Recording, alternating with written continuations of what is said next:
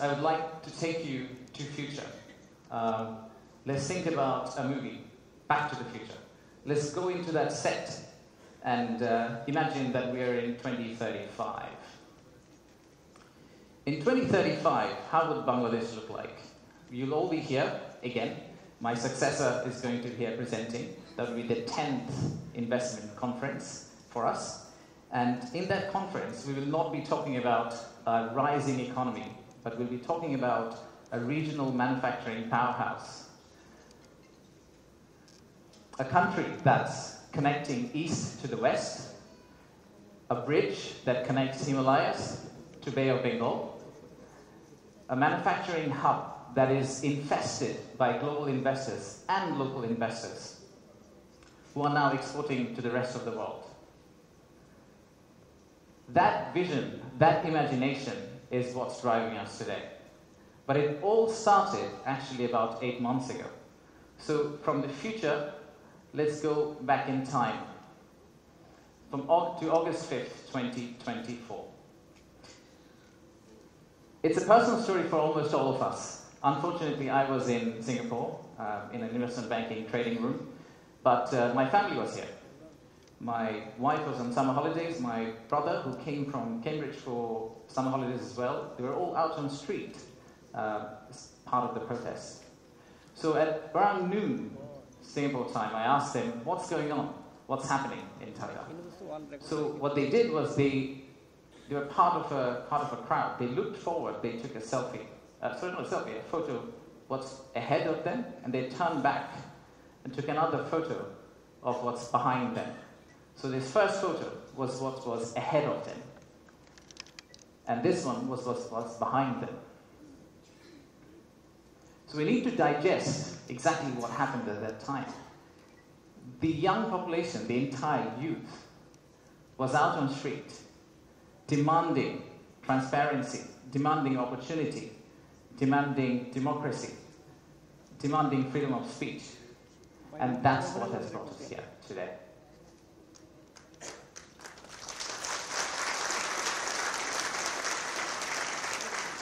So today, the expectations are very high. The young population of our country, they're global. Unlike us, they're used to tweeting, they're used to looking at TikTok and looking at Singapore and Bangkok. So they don't want Dhaka to be Dhaka 2.0. They actually want Dhaka to become Singapore and Bangkok in 5-10 years' time. So how do we get there? That's the expectation we have. How do we get to Singapore and Bangkok within 5-10 years? How do we unlock the energy that we got during the August Revolution? How do we harness that energy and convert it into employment generation and industrialization? The story for Bangladesh was always there. A lot of you already know about it. We have 180 million domestic market. We have a young population. Almost half of it is less than 25 years old. The middle and affluent class is about 35 million people, which is as big as the Malaysian total population. We have many, many other factors that has led to where we are today.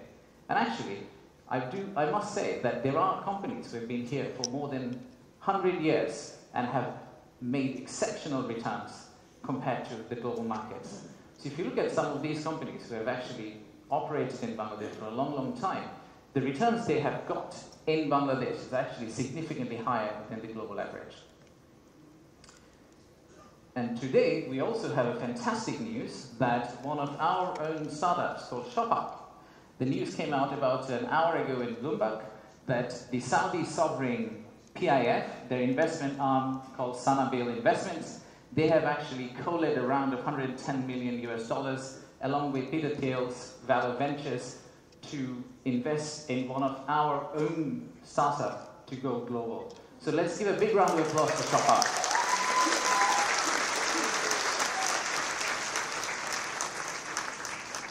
So that's today. That's today. So what's tomorrow? How do we go from here to the vision we have for 2035? So this $180 million story, or 180 million people story, is not enough. I think we need to redefine market. We believe the market is actually much larger. When we talk about market, we should be talking about a much larger regional market which you could potentially serve out of Bangladesh. You set up your factory here, you export out to all these markets. At the same time, I would expect these markets to set up their factories and push it back to Bangladesh. Use the ports of Bangladesh and potentially export out to the rest of the world. So the narrative that we've had of why invest in Bangladesh is not really a domestic market 180 million story. It is a regional story and it's a global story. To further strengthen ourselves, we have decided to enhance our port capacity. In Chittagong area, what you see now, we are actually tripling that within the next few years, which is essentially allow this region to consider Bangladesh as one of the biggest logistical hubs. However, that's not all. We need to do a lot more. So at the beginning of interim government's period, we actually decided to talk to more than 200 CEOs and entrepreneurs who actually are doing business in Bangladesh today.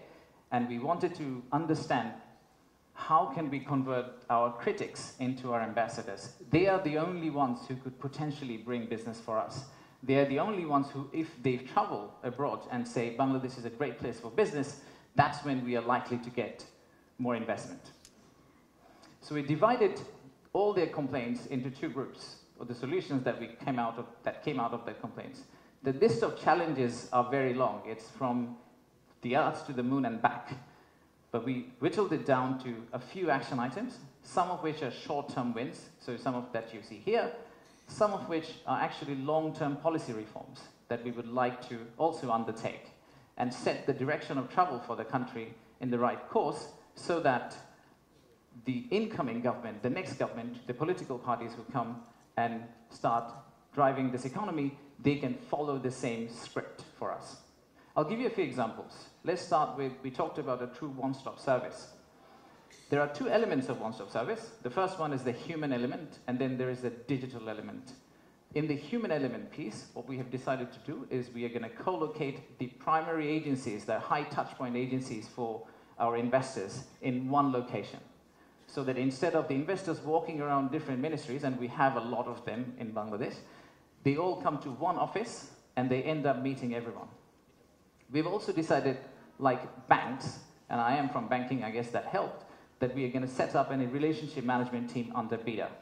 What it would essentially do is, just like a corporate banking, relationship banking manager, he would hold hand of the investor and walk them around the landing process.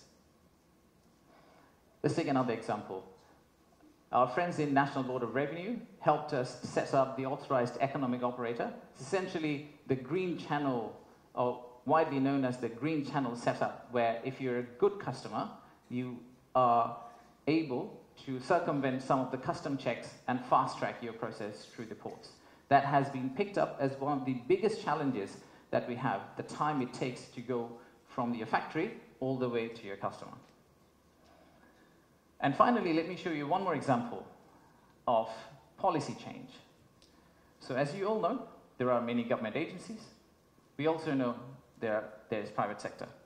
The dialogue between private sector and government agencies has not necessarily always been the most collegial. So how do we break that apart?